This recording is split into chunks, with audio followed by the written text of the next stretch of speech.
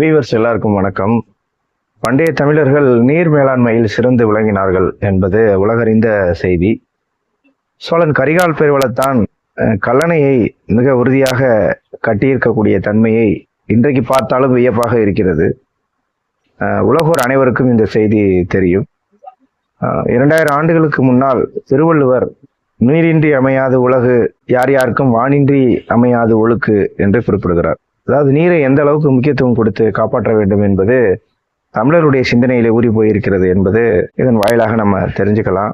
மதகுகளிலே நீரை எப்போது திறந்து விடுவது, அதை எப்போது அடைப்பது என்கிற அந்த கால மேலாண்மைக்கு தமிழ்நாட்டிலே புதுக்கோட்டை மாவட்டத்திலே முறைப்பானை என்கிற ஒரு முறையை பயன்படுத்தி இருக்கிறார்கள்.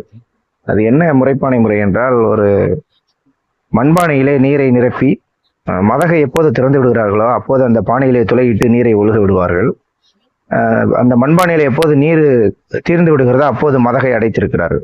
ஆக நீரை எப்போது திறக்க வேண்டும், எப்போது அடைக்க வேண்டும் என்கிற அந்த கால மேலாண்மையையும் அவர்கள் செய்திருக்கிறார்கள். அதற்காக அவர்கள் கையாண்ட முறைக்கு பேர் தான் முறைப்பானை முறை. இது இன்னொரு விஷயத்தோட ஒத்துப்போகுது. இன்றைக்கு இறப்பு வீடுகளில் இறுதிச் சடங்கின் போது உங்க இறந்தவருடைய வாரிசுகள் தோல்ல மண்பானையை கொடுத்து அதுல நீரை நிரப்பி அதுல துளை போடுவாங்க. அவரை சுத்தி வருவாரு. அந்த நீர் அப்படியே ஒழுகிக்கிட்டே இருக்கும்.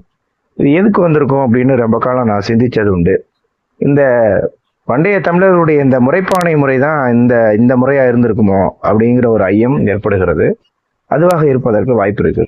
அதாவது வாட்சு இதெல்லாம் கண்டுபிடிக்கப்படாத காலகட்டங்களிலே நேர மேலாண்மையிலே இந்த சடங்குகளை முடிக்க வேண்டும் என்பதற்காக தமிழர்கள் அதை பயன்படுத்தியிருக்கலாம்.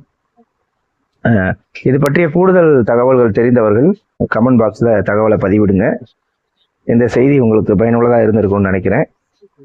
பிடித்திருந்தால் லைக் செய்யுங்கள், சப்ஸ்கிரைப் செய்யுங்கள், மற்றவர்களுக்கும் ஷேர் செய்யுங்கள். நன்றி, வணக்கம்.